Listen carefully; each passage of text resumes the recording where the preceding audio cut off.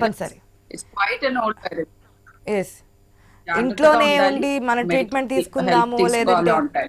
పెద్దవాళ్ళు చెప్పే ప్రికాషన్స్ ఇవి అవి పాలు మిరియాలు ఇట్లాంటివి కాకుండా 1-2 రోజుల కన్నా తగ్గకపోతే గనక తప్పకుండా డాక్టర్ దగ్గరికి వెళ్ళండి, సజెషన్ ఇస్తారు. వాట్ ఇది వైరస్సా లేదంటే మనకి మామూలుగా వస్తున్నటువంటి ఫ్లూ అని చెప్పి మనకు ఒక అనుమానం లేకుండా భయం లేకుండా అయితే నివృత్తి చేస్తారు. భయపడాల్సిన అవసరమే లేదు అని చెప్తున్నారు. సుందర్ గారు, సాధారణంగా ఈ వ్యాప్తి అంటే ఇప్పుడేదో మనం కొత్తగా చూస్తున్నాం కానీ 2 years నుంచి 2001 నుంచే ఇది ఉంది, కానీ ఇప్పుడు దీని వ్యాప్తి పెరుగుతోంది. వాట్ ఇస్ ద రీజన్ అనుకోవచ్చు? అప్పటి నుంచి ఇప్పటి వరకు మనకి దీని పేరు కానీ నానుడిలో కానీ రాకుండా ఒక్కసారిగా ఇది వచ్చేస్తోంది, మన దేశానికి వచ్చింది, మన పక్క రాష్ట్రాలకు వచ్చేసింది, సో మన రాష్ట్రంలో కూడా ఎంటర్ అయిపోతుంది అని ఇప్పుడు ఇంత త్వరితగతిన స్ప్రెడ్ అవడానికి రీజన్ వైరస్ అంటే మనం జస్ట్ ఇప్పుడు మాట్లాడుకున్నాము, ఒక పండు చెడిపోయి ఆక్సిడేట్ అయ్యే వ్యవస్థ ఎక్కడ ఉంది? పర్యావరణంలో ఉంది, పండులో ఉంది, రెండు ఉన్నాయి ఇక్కడ ఈక్వేషన్స్.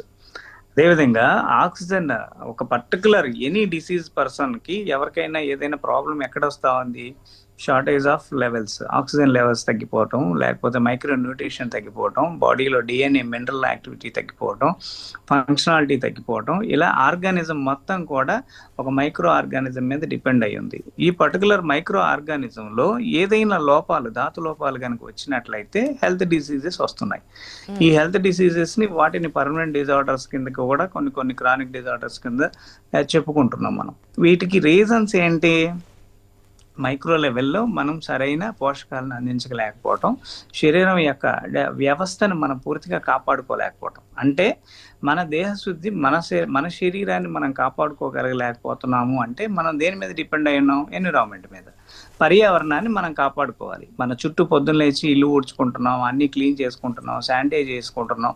ఇప్పుడు కోవిడ్ వస్తేనే మనం చేతులు కడుక్కోవాలి, కాళ్ళు కడుక్కోవాలి, లేకపోతే తర్వాత రోజుల్లో మనకు అవసరం లేదు అనే తగ్గిపోయింది ప్రజల్లో. ఏదైతే కోవిడ్ కేసులు తగ్గాయో, భయం తగ్గిందో, బయట కూడా కల్చర్ మారిపోయింది. నిన్న న్యూ ఇయర్ విషెస్ సెలబ్రేషన్స్ ఎంత దారుణంగా జరిగిపోయినాయి. అవును, ఎంత పబ్లిక్ క్రౌడ్. మిటేషన్ అనేది ఎందుకు జరగదు ఇలాంటి పరిస్థితుల్లో?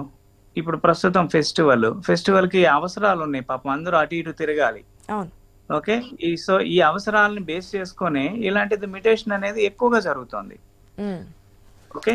కోవిడ్ కూడా సేమ్ మనకి పండక్కి లేదంటే ఇట్లా పొంగల్స్, న్యూ ఇయర్ టైంలో కూడా ఎక్కువగా రావడం, ఆ తర్వాత స్ప్రెడ్డింగ్ అనేది ఎక్కువ కావడం, లాక్డౌన్ వరకు దారితీయడం. ఎగ్జాక్ట్లీ. పబ్లిక్ గ్యాదరింగ్ ఎక్కువ పెరిగితే హార్డ్ ఇమ్యూనిటీ రావాలి.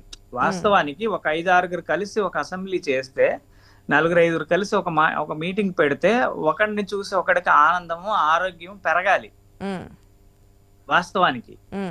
బట్ ఇక్కడ ఏమవుతుంది? రివర్స్ అవుతుంది. వీడికి ఏం జబ్బులు ఉన్నాయి అవి వాడికి వస్తున్నాయి, వాడికి ఏం జబ్బులు ఉన్నాయి అవి ఇంకోటికి ట్రాన్స్మిట్ అవుతున్నాయి. అది ప్రజల్లో కూడా ఉండాలి. ఒకవేళ మనకి సిమ్టమ్స్ ఉన్నాయి, మనం జాగ్రత్తగా ఉంటే నలుగురికి స్ప్రెడ్ కాకుండా ఉంటుంది కదా అనేది పీపుల్ లో కూడా అవేర్నెస్ ఉండాలి. సుందర్ గారు ఒక్క నిమిషం, జయరామ్ గారు